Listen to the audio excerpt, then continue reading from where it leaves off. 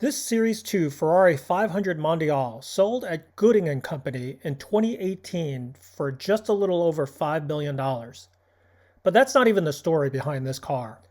I met the owner, Admiral Phillips, several years earlier while he was restoring the car for the second time. He bought this car in 1959 as a lieutenant in the Navy. What it goes back to is that the idea of driving a sports car was kind of new in the U.S. And the driving down the street, if you saw another sports car, you waved and they waved back. Right. If you were in the right class, if you were driving an MG or a Triumph, you waved to everybody. You waved to Jaguar drivers and they wouldn't wave back. They might look and then go ahead. If you ever saw a Ferrari out there and you waved, but you didn't expect any response from them, or a Maserati, or any of those fancier cars, Ferraris were unattainable. That was on a lieutenant's salary. That was, you couldn't, we were drawing $312 or something like that a month. Mm-hmm. And Ferraris, new ones were selling at $12 grand in Louisiana. And you saw those people that drive Ferraris, you know what the guys people there like. That's right. They were the real Gold City crowd. That's right. And this is 1959 fall. We had these parties every Saturday night. A big swimming pool down in the middle, the dance hut and all this kind of thing. Everybody in there was single except the manager. And one night, the discussion was about this police chase that had happened on the East Bay the night before. Some red sports car had started being chased by the California High Patrol up near Vallejo. Came all the way down the Nimitz Highway, all the way down through Richmond and Berkeley and Oakland and San Leandro and heading south, and got away. And speculation, what was he driving? Well, he was probably driving a Maserati Ferrari. And so somebody said something about, well, Susie was talking about a Ferrari for sale. Oh, really? So Susie wasn't there. Went up, knocked on her door. Her boyfriend had heard about this Ferrari in some Rambler dealership up in Richmond. That was an untouchable kind of thing. Sure. Okay. And the idea of going and seeing this car was what I wanted to do. Yeah, what the heck? Let's go kick some tires. And I find this Rambler dealer up in Richmond. And I drive up there my next day off, and I go in and ask in the showroom, do you have a Ferrari here? He says, the guy looks at me and says, no, we have Ferraris here. It's a Rambler dealer. He says, but I said, someone told me there was one here. He said, well, go out and talk to the guys in the shop. So I went in the shop and said, there might have been one here. Try back in the back corner over there. So I go over in this back corner of this big shop where lots of stuff is going on. And here is this sports car of some sort sitting up on jack stands, this wooden crate with mangled blue twisted pieces of metal in it, and all these pieces all apart, and there's no seats in it. The hood is stuck in the passenger compartment, and up front is this muddy mess that looks like some kind of V8.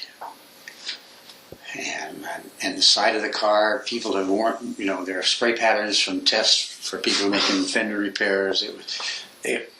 This was a piece of junk. And the mistake of the day was I grabbed a rag and reached over and rubbed across the top of that V8 valve cover and Ferrari. I've got to save it. Irrational, totally irrational. Right. In its last race at Road America, he and Hergenrother had a problem at about the 200-mile point with the rear end seizing. So that was September of 1959.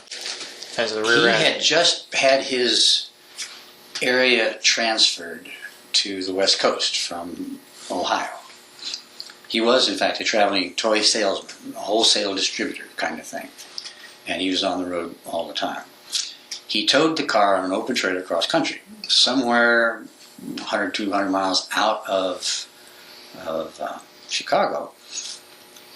The hood came off, so he ended up sticking it in the passenger's compartment side and drove the rest of it across country on the roads we had in those days on an open trailer behind a tow car. So that was some of the reasons this thing was so absolutely covered with filth, because you have 1,500, 2,000 miles worth of dirt and road spray on top of it. Well, I ended up taking out a loan for 2/3 of a year's salary The MG wasn't fully paid off. Which at that time, no one took a loan out for any of that kind of stuff. No. Just wasn't heard of. And my parents thought I was crazy. Yeah, this is, what have you done? Have you lost all sense? This kind of thing. I wrote a letter to the Ferrari factory, said, I have one of your cars. Please send me the factory manual and I'll send you a check. I get this. I could just imagine in Italy, reading, hey, look at this letter. What a factory manual. It was a very, very polite, very formal response. It said, we built very few of these cars. It was a racing model. There is no factory manual. There is a Ferrari mechanic in Southern California who may be of assistance. Go see him. Oh, okay. So I hop in the MG and I drive off to Hollywood, Santa Monica, where Hollywood sports cars.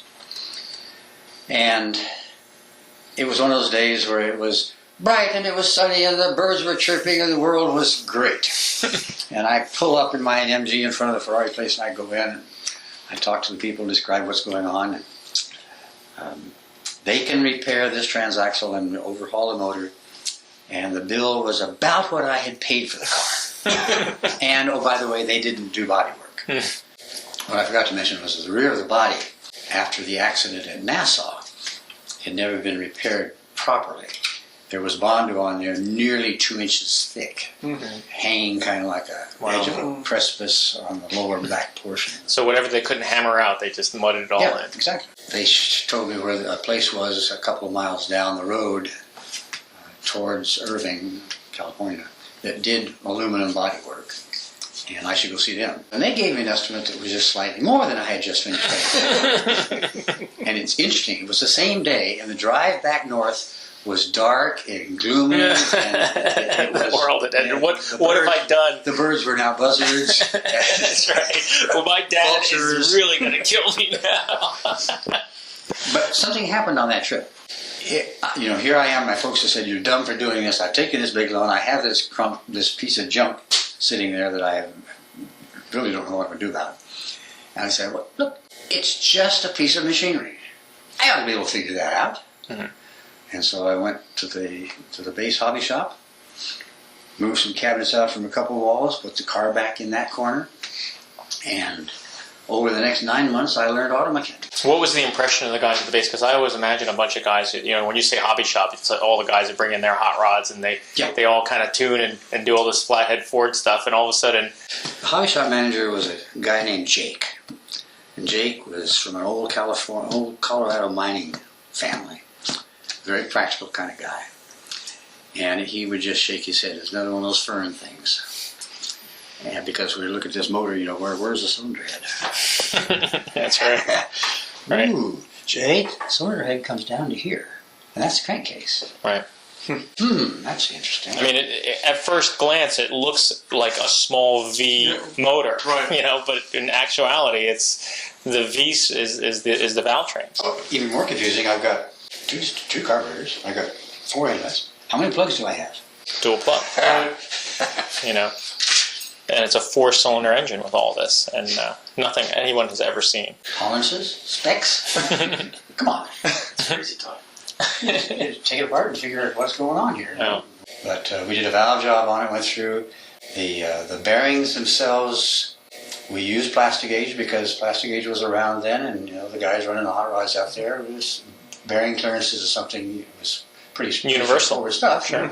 I don't care who makes it. If you're running more than 4,000s, you're in trouble. The air station where I was stationed shared the Oakland International Airport. This was not the Alameda base. This was the Oakland Airport, and there were some small companies there that did interesting things, like re-lead bearings.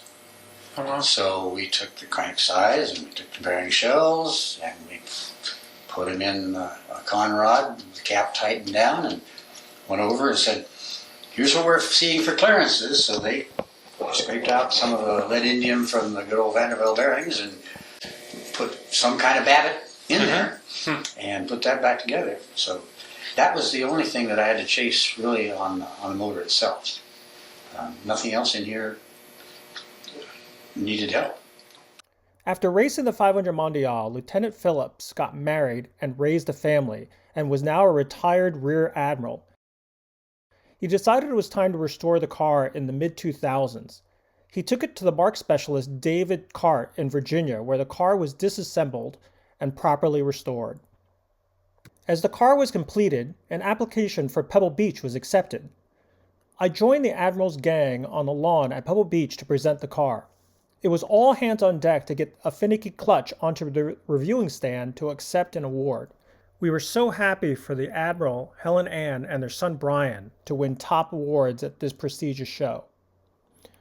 The funny side note was after over 50 years of ownership, that was the first time the Admiral's wife rode in the car. All the other times, the car was out racing. After Pebble Beach, the Admiral continued to bring the 500 Mondial to various Ferrari Club track events, and friends and family would join them. In 2018, the Admiral decided it was time to sell the car that he had owned for 60 years. Gooding & Company made the little blue Ferrari the cover of the Monterey auction catalog, so we all went to Pebble Beach to watch this car cross the block. I saw this car displayed at Pebble Beach the following year by its new owner, but in my heart shall always be the Admiral's car.